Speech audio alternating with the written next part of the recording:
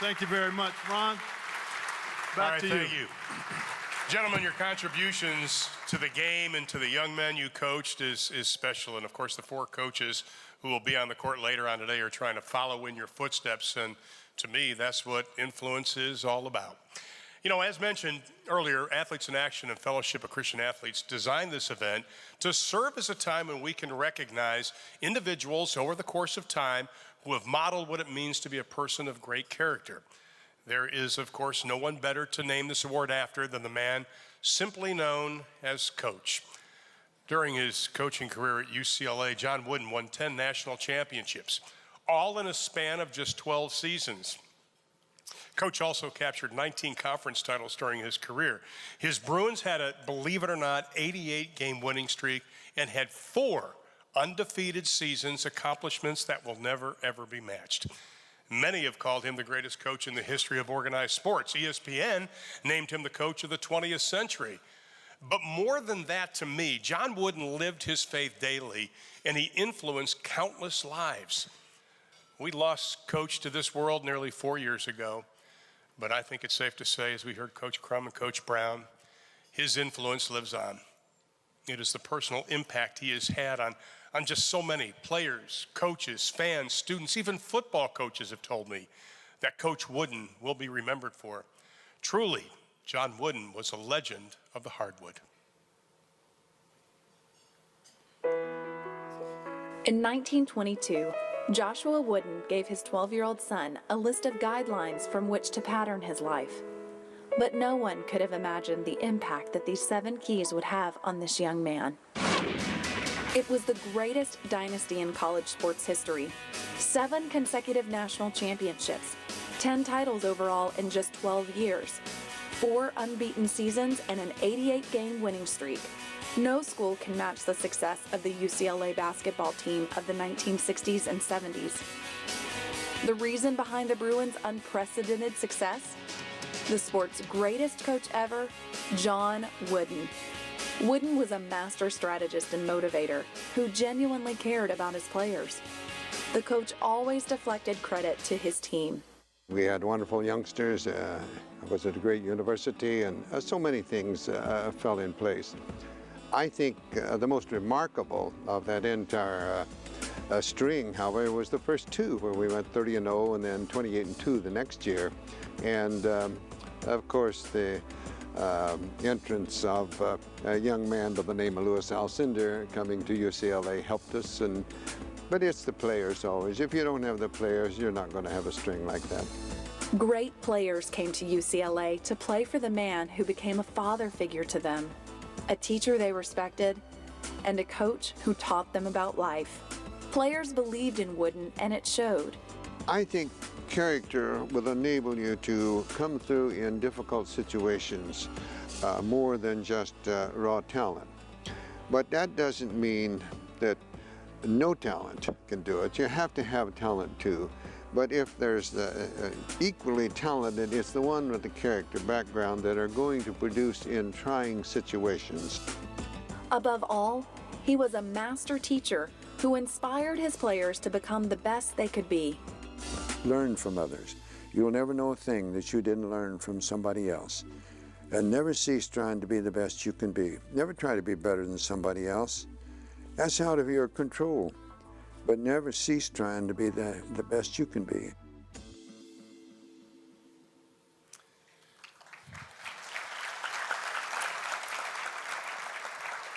When Coach Wooden was 12 years old, his father presented him with a 7-point creed that the coach lived his entire life by. This creed is the basis for the award we present today. These 7 keys to life are fundamental, always applicable, and always rich with meaning. They cross all barriers and relate to all people. Watch.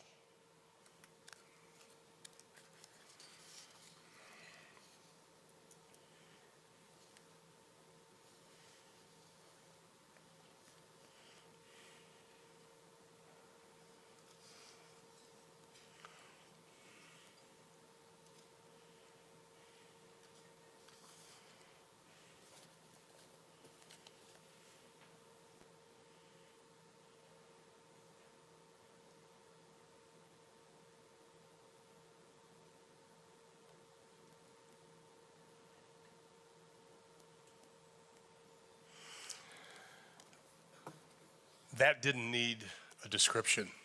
That's why we ran it quietly. But it is wisdom for the ages, isn't it? But before we bring up this year's recipient, I'd like to ask Coach Wooden's daughter, Nan Wooden, to come up here. Nan?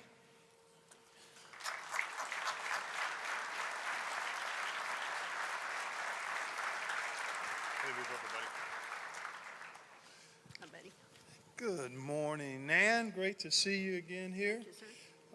I think, I know you're feeling it. what's the issue here, folks? What is all the chuckling about? Good people come in all sizes. I just happen to have a few more inches than Nan, that's all. It does make an interesting photo, though, I would think. Somebody on this day has had a birthday recently. Would you happen to know who that person is? Well, I think it was me. Yeah. Would you mind sharing big us? one. It was a big one. Would you mind sharing us with specifics what the big one was? It was on March 21st, 1934. Okay, so you're going to make us do the Do math? the math. Okay. Sounds like 4 score to me. Sounds like 4 I'm score. having the second anniversary of my 40th birthday. All right. I love to hear that. Congrats. How about a hand for Nan? 4 score. And looking as good as she did when I first saw her probably 15, 17 years ago in person. But because we are honoring her dad's legacy here, and Nan is here with us as part of the celebration, I think it would be appropriate for a happy birthday song to Nan from all of us. I'm not much of a singer, but I will start us, and then please pick me up. Don't make me carry it by myself. 1, 2, 3. Happy birthday to you. Happy birthday to you. Happy birthday, dear Nan. Happy birthday to you. All right, thank you. And happy birthday, Nan. I've got one question before we sit down. Obviously, oh, we do have some cookies here. Where's mine, Ron? How about that? Yeah, isn't it? That is wonderful. Yeah, there we are. Cookies by design, Very good. especially for us. Thank you, Ron. One quick question. Obviously, you've been at this breakfast since its inception. Your dad made many of them. Any particular story you might share about your dad that we may not have heard or know about? And you can. Well, he had always said I was a work in progress, and he would still tell you that. I'm working on it. His 2 sets of 3s that he said very often, I was a real challenge. I would not take the pledge, because the second set was don't whine, don't complain, don't make excuses. Truthfully, I kind of like to whine and complain. That's kind of the way I vent, so I would not take the pledge. All of the concepts are very, very good, and I know he's still hoping that I'm gonna do it one of these days, but anyway. Thank you very much, Nan, and happy belated birthday. Great to see you. Thank you. Okay, if any of you have kids that just love sugar, just show them this. They'll quit eating in about a day. God, Lord, I'm starting to look like a whale. Oh, well, life's good. But we get to dive into that cookie in just a little bit, but we have to take care of some business. It is time to present this year's Coach Wooden Keys to Life Award. I've known this man, a lot of us have, and he has been and had a career of influence. Please take a look at the screen.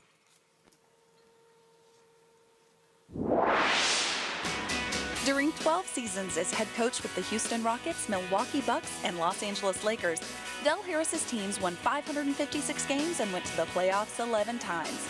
With the Lakers in 1995, he was named NBA Coach of the Year. Harris also coached 3 national championships in Puerto Rico and won the FIBA gold medal in 1974. He coached 4 other national teams in world competitions, winning 3 bronze medals, a silver, and another gold. Currently vice president of the Texas Legends and an analyst for Fox Sports Southwest, Dell has been inducted into 5 Halls of Fame and written 5 successful books on coaching and team building.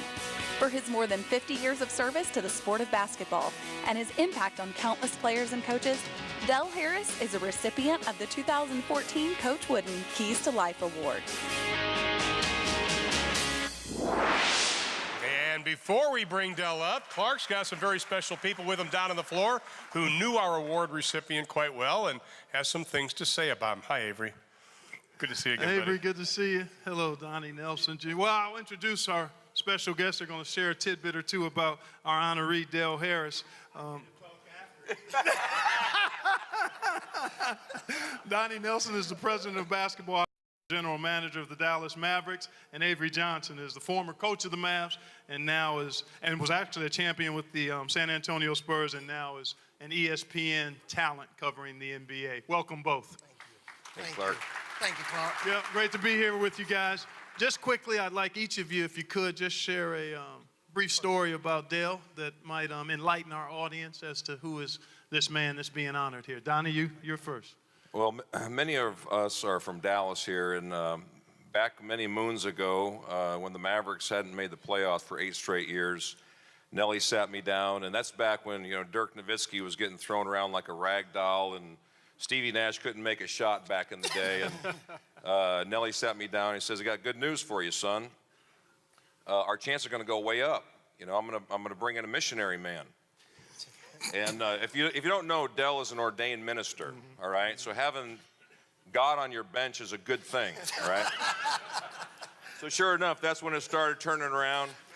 Made for some interesting moments because Dell and Nellie are kind of like the odd couple. You know, they're kind of fire and ice. It's kind of like having Hank Williams Jr. on one side and Mother Teresa on the other. And Avery and I lived that existence for a few years, and Dell came in handy when Nellie tried to open field tackle Karl Malone. You remember that moment, Dell? And but truly, Dell is one of the most inspirational people, not just basketball coaches that I've ever been around. Huge influence on my life, and Dell, as the good book says, well done, good and faithful servant. Amen. Amen. Avery? Dale, I'll start off with the good stuff.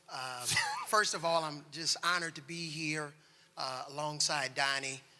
And Dale is a good man. And when I think of Dale, just like Donnie said, he's a man of passion and commitment.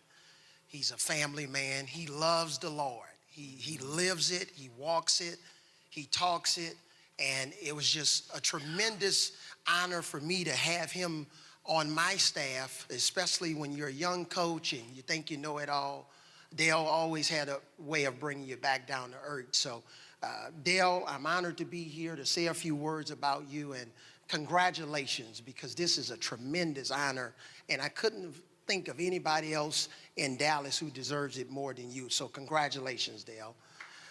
Yes. Now, you said that was the good. Are you going another direction? The fun on us? part. Okay. All right. Go right ahead. You know, in our meetings, you know, especially before the season, we would talk a little bit about, you know, man-to-man defense and offense. And, you know, during the course of the season, we have different focal points and points of emphasis. But Dale was really passionate about zone defense. And our zone defense was called Fist Up. And it's funny that this card is on everybody's table with a picture of Dale giving the sign Fist Up. So I said, Dale, you're passionate about zone defense. Why don't you explain your zone defense to me before we spring it on the players? So he said, all right, Avery, well, here's the way it's gonna go. So it's not really a 2-3 zone. It's more of a 1-1-3. And here's what we're gonna do. The two guys in the front, if there's a pick and roll, they're gonna switch. If the ball is coming up the right side of the floor, we're in man-to-man. If it's coming up the left side of the floor, we're in zone. If they run a wing pick and roll, we're gonna blue it to the baseline. If the back guy picks up a shooter, he's gonna pick him up, and if the ball goes to the corner, then we're gonna emergency corner with the center. I said, well, Dale, Sean Bradley's our center, so you want him to go from the basket to an emergency corner? And he said, yes, once we do that, then he's the wingman, and the guy that picked up the wing, he X back to the center position. I said, well, Dale. And he said, there's another gear that we can go to. I said, well, wait a second, Dell. How long is it going to take you to explain this to our team? Avery, it'll take 15 minutes. So long story short, we sprung it on the team. It took Dale about an hour and a half to explain this zone. But actually, that zone defense helped us win my first playoff series. We were down to the Houston Rockets 0-2, lost our first two home games, and we went to Houston, and everybody was criticizing the young coach, and we sprung that zone defense on the Rockets, and we won 4 out of our next 5 games, but it was because of Dale Harris' zone defense. God bless you, Dale. Thank you. Donnie, Nelson, Avery, thank you so much. Thank you very Appreciate much. it. Thanks, Clark. I love it. Got to travel with Avery a whole year when I was doing the Spurs. That's priceless, priceless. Nan, come up here for 1 second. I want to get your thoughts on something real quick. We just heard stories about Dell, and we saw a video on him. What do you think your father or your dad would have thought about Dell Harris and his qualifications for this award? I think he would feel very happy that he was being honored and very deserving. And I'm very happy for him, too. All right, thank you so much. All right, Nan, thank you so much. To do the formal introduction of the recipient of the 2014 Coach Wooden's Keys to Life Award is Carrie West, not Jerry West, Carrie West, the daughter of Dell Harris. Carrie? Thank you. It's an honor, Dad. So when I told my dad that I was going to be introducing him, the first thing he said was, well, whatever you do, don't tell him the truth. To which I thought, possibly they should have gotten my brother Larry to give him the award. He told me he only had 5 minutes to receive the award to 7 minutes, which he told me that it takes him 2 minutes to say hello. So I'm not really sure how he's going to fit that in, which I thought, well, possibly they shouldn't have given it to a preacher. If you ask my dad what his greatest basketball challenge was, you might think something like trying to win in the Boston Garden, Game 6, you're bringing in a team that's record was 40-42, or maybe translating X's and O's into Chinese, or meeting the expectations of the Los Angeles Lakers with an 18-year-old Kobe Bryant, and how many games did your big guys miss that year? He knows all the stats, he could tell you. But actually, I was his greatest basketball challenge. In 7th grade, I didn't make the basketball team. And when your dad is the NBA coach, it's really embarrassing. As if junior high is not embarrassing enough. So I asked him to, teach me. And he's thinking to himself, he tells me later, I'm a good coach, but I am not a miracle worker. Apparently, I was afraid of the basketball. I did go on to play at Marquette University. So I want to say, thank you. So I want to say that possibly we could add that to your Hall of Fame coaching repertoire there. If you've met my dad, you know that he lives and breathes basketball. So at home, we didn't eat Cheerios, we ate X's and O's. And we didn't have bedtime stories. We read the sports page. In public, there were people that wanted autographs, and then there were people that were wondering if it was Leslie Nielsen.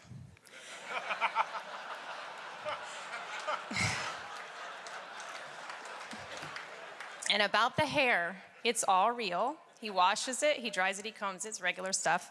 And if I gave him his greatest basketball challenge, it was my brothers that gave him the gray hair. All 4 of them.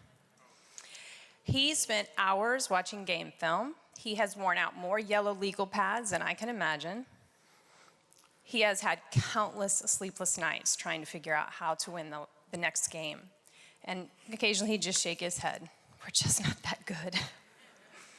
He became a great coach because he's smart, he's dedicated, he works hard, he strives for excellence, he's a man of faith and compassion. I think he deserves all the awards that this sport could offer. But it's those qualities, and because as he looks back, I know he's gonna think it's all, and he knows it's all the lives that he's touched along the way. It's not the awards, but the people. So I think for that, I'm proud to ask you to come up, Dad, the 2014 John Wooden Keys to Life Award recipient. You did a great job. You did a great job.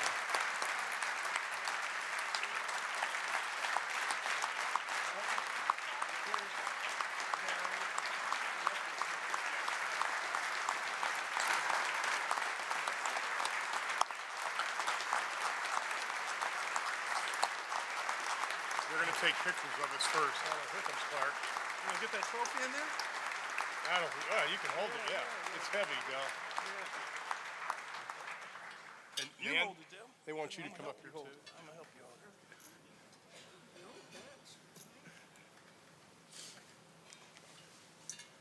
This thing is an anchor, boy. It's a wonderful harbor. I don't know where to look. Straight ahead. Okay.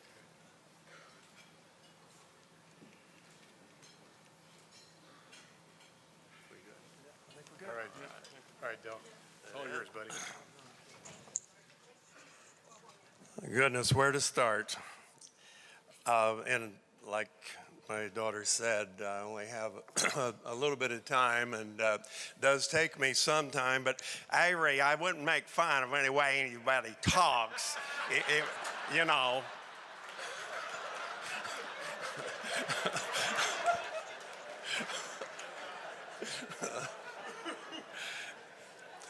But I do want to thank certainly Athletes in Action, Fellowship of Christian Athletes, all of you here who've come. This is an amazing event.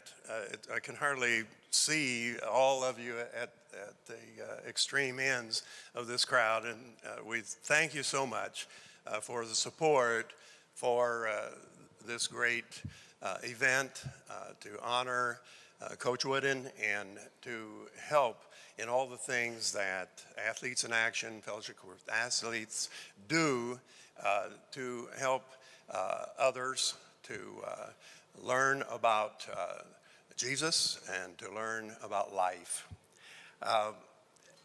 I grew up in Indiana, about 25 miles northwest of the same place that Coach Wooden grew up. And so to have my name associated with him at all is a great act of grace on the part of Athletes in Action, Fellowship of Christian Athletes, and anyone that would put my name in the same sentence or same page, even the same book, is an act of grace, and I give glory to God for this act of grace on your part.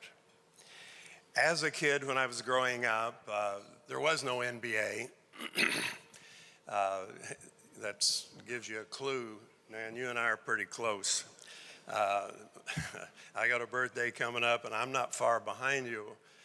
And my first basketball was given to me during the war. It was a used one because they weren't making basketballs during the war. All of the leather and the rubber were going to the war effort, and I was given a used ball to one of the neighbors' sons who was going off to the war. Wouldn't be using that basketball, and it had lace on it, had a bladder inside it, and it would bounce crooked if you happened to bounce it on the lace, and so you had to learn to do all that and control that basketball, and so there, as I said, no NBA. So the heroes that we had to look up to as kids were high school players from Indiana, or coaches, or players at Indiana University or Purdue, Butler, Notre Dame.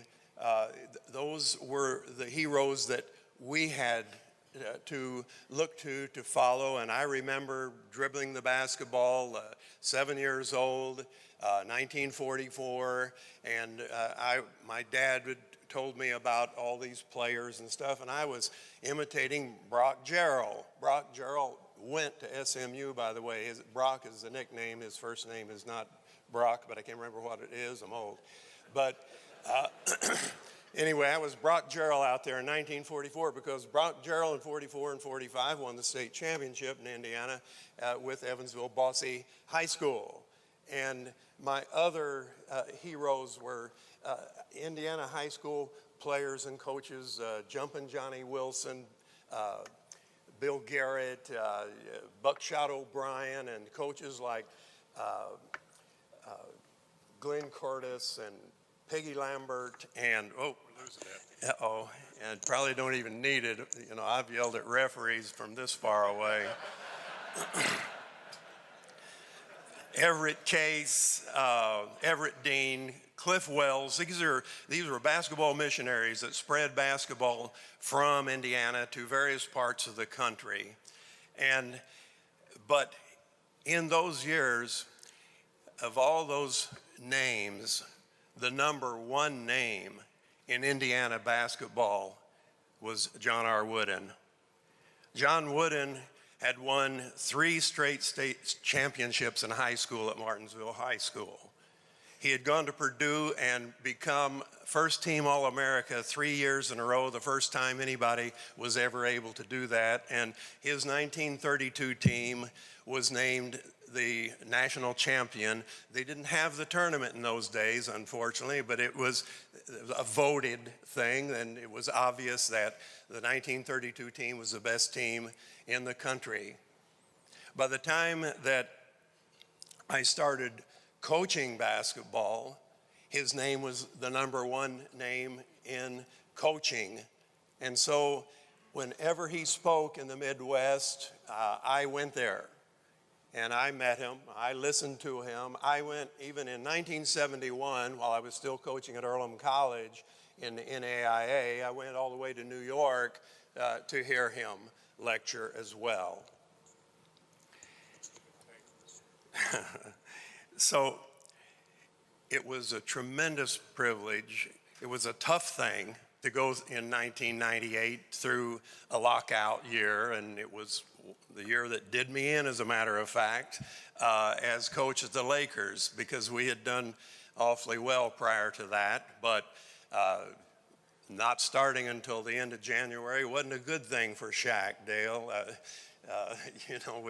He hadn't played a lot of basketball going into that. He had a lot of other things going on, and of course he was our main guy. But in any event, it wasn't his fault that we didn't do well. We had a lot of other factors. He played very well despite all that.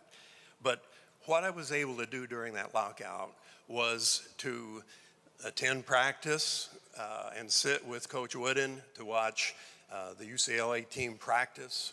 I was able to take him to lunch, and I was able to spend an entire afternoon just one-on-one with him in his apartment. And it was truly a day I'll never forget. He was called on the telephone to do, excuse me, Dell, I forgot this radio interview that he had to do. He didn't skip a beat. He was able to answer all the questions that were required from this interview, and it was just a wonderful thing. And I will tell you one thing you might not know about your dad. I found this out quite recently. He's the only one who ever had a hole-in-one and an eagle on the same round at South Bend Country Club. Did you know that? You have the card. Oh, all right, you didn't know it. I thought I'd have something, but you know, birthday girl wins again. But you know, another great honor to me, again, with my Indiana roots, was to be asked to write the foreword to this particular book. Now, I've written a book, and you have it in there, and it's about On Point and about leadership, and it's full of basketball stories and scriptures as well. But this particular book is entitled The Big Bang of Basketball, and it is subtitled The Birth of a Celestial Star. And I was asked to write the foreword to this book, and you all should have this book on your coffee table if you love basketball, and you do, or you wouldn't be here. And you can find it on www.bigbangofbasketball.com. I think that's about the only way you get it. But it's written by a Hoosier, and the reason I bring this up is because it goes through the history, a very good pictorial history of the history of basketball in Indiana from its inception in Indiana in 1894, where the first game was ever played. One of the pastors at the YMCA in Springfield, who was in the class of Dr. Naismith, was the head of the YMCA in Crawfordsville, Indiana. And he took basketball back to Crawfordsville after that 1891 introduction. And the first actual game between two separate towns, two separate YMCAs, two separate teams, it wasn't just confined to the local Y, was between the Crawfordsville Y and the Lafayette Y, Crawfordsville winning that game. And the first first high school tournament was in Indiana. Indiana is where, even though it wasn't invented, it was incubated. It's where the real big bang was. And what this book does is give a pictorial history of the genealogy from a coaching standpoint of a celestial star. It shows who coached the coach, who coached the coach, who coached John Wooden. The celestial star is Coach Wooden. Right here at the end of the book. And it's a tremendous, I think you have been given that before, but now you have another one. Oh, really? And this also has the author's signature in it as well. It's a wonderful, wonderful book. And for me to be able to have written the foreword is almost equal to this honor, but not quite. Well, anyway, I want to tell you that my dad was a strong believer in Coach Wooden. To him, my dad only dealt in superlatives, and I should have mentioned my wife, Ann, is out here with a bunch of my friends, as well as my oldest son, Larry, and you met my daughter. The others couldn't be here, and a lot of friends I already hugged. But anyway, my dad had John Wooden as the gold standard. And when I went, and he called him Wooden, but then he called Illinois, and Iowa, Iowa. But it's not funny, Avery. And so, anyway, when I went through his things, when he died in 1998, which was a seminal event for me, that's another story, I found among his things a picture of the Wooden family when John was a teenager. I don't know where he got it or how he got it, but somebody that had a connection with the Wooden family had presented that to him, knowing how he felt about John Wooden. I'm happy to say that I tried to follow the way that Coach Wooden coached. I stole some of his stuff. Obviously, the full court press and certain other things. I was a poor representation of his life, but in any event, I will say this, that coaching is the most valuable thing that I have ever done, and I'm happy to say that in the past year, I was able to help support and to pray through 4 players that played for me that have survived cancer. And those players, those kids that played for me between 47 and 51 years ago.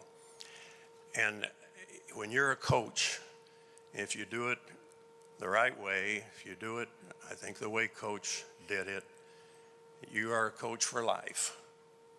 And I know that Dad would be very proud to think that I would receive this reward today, a reflection, however poorly, of his favorite coach. Thank you very much.